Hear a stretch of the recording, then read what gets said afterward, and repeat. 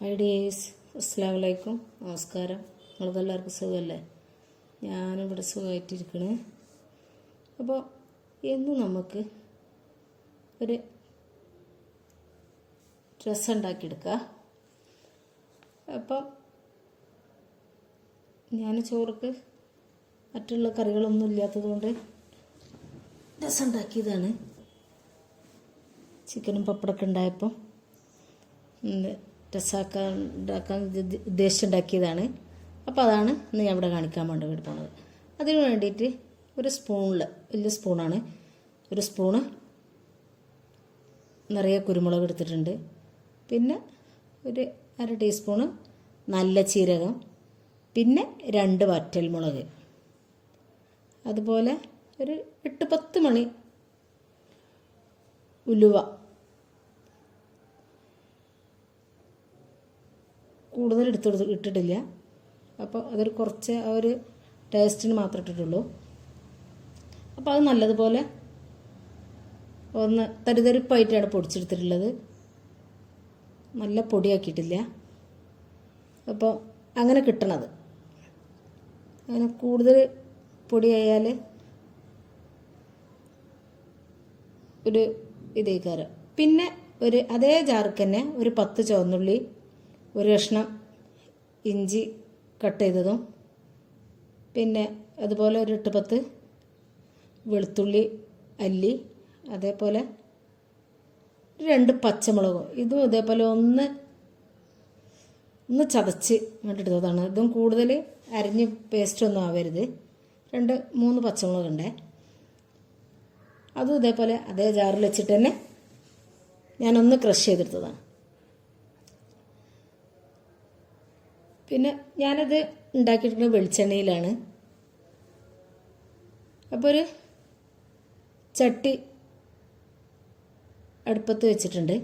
പിന്നെ ഒരു ബോൾസ്, ഒരു നെല്ലിക്കന്നേക്കാളും ലേശം കൂടി ഉണ്ട്, ഒരു ഏകദേശം ചെറിയൊരു ചെറുനാരങ്ങൻ്റെ അത്ര വലുപ്പത്തിലുള്ള പുളിവെള്ളത്തിൽ കുതിർക്കാൻ വെച്ചിട്ടുണ്ട്. പിന്നെ ആ ചട്ടിയിലേക്ക് വെളിച്ചെണ്ണ ഒഴിച്ച് കൊടുക്കണം കേട്ടോ.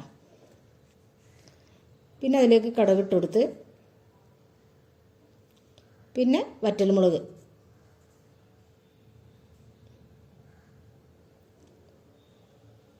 അത് ഒന്ന് വേണ്ടവർക്ക് ഒന്നിട്ട് കൊടുക്കുക. ഓരോരുത്തർക്കും ഒരു എരിവിൻ്റെ ഒരു ഇതുണ്ടാവുമല്ലോ, കുറച്ച് ഇത് വേണമെന്നുള്ളവർക്ക്. അപ്പോൾ ഞാൻ 2 വറ്റൽമുളക് ഇതിലേക്ക് ഇട്ട് കൊടുത്തിട്ടുണ്ട്.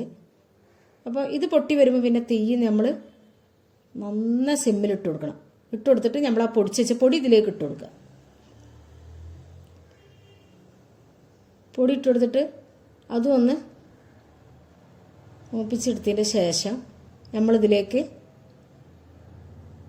കരിഞ്ഞു പോകരുതേ, ചതച്ച് വെച്ച ഇഞ്ചി, വെളുത്തുള്ളി, പച്ചമുളക് കൂടി ചതച്ചത്,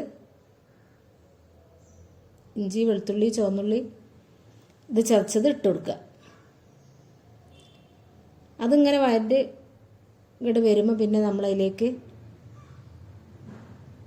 2 തണ്ട് കറിവേപ്പിലയാണ് ഞാൻ ഇട്ട് കൊടുത്തിട്ടുള്ളത്.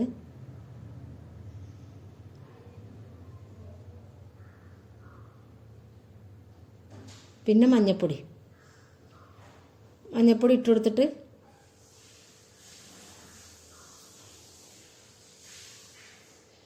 ഇളക്കി കൊടുക്കുക. പിന്നെ അതിലേക്ക് ഒരു തക്കാളി, ഒരു നന്ന വലുതും അതുമല്ല നന്ന ചെറുതും അല്ലാത്ത തക്കാളി, അതും ഇട്ടിട്ട്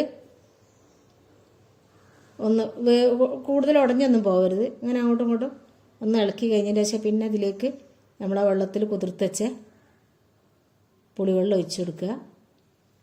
പിന്നെ ആവശ്യത്തിന് ഉള്ള ഉപ്പും ചേർത്ത് കൊടുക്കുക.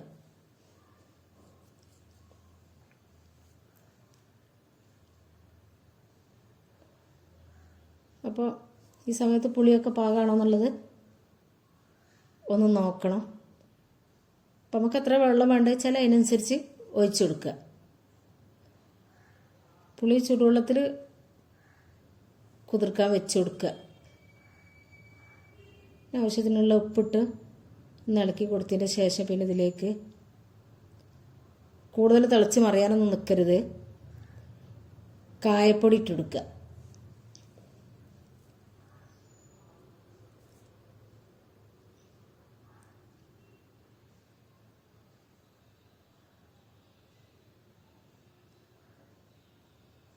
ഇട്ടെടുത്തതിന് ശേഷം കുറച്ച് മല്ലിയിലയും കൂടി നമ്മൾ ഇതിലേക്ക് ചേർത്ത് കൊടുക്കട്ടോ.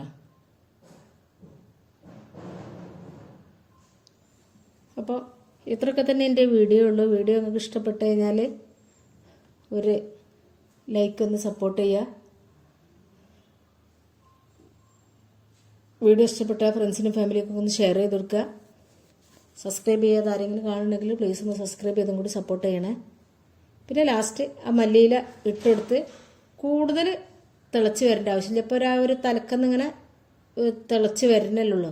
അപ്പോൾ ഈ സമയം പിന്നെ നമ്മളൊരു 10 മിനിറ്റ് അടച്ച് വെച്ച് കഴിഞ്ഞ ശേഷം പിന്നെ നമുക്ക് മറ്റു പാത്രത്തിലേക്ക് സെർവ് ചെയ്യാം. ഓക്കെ, അസ്സലാമു അലൈക്കും.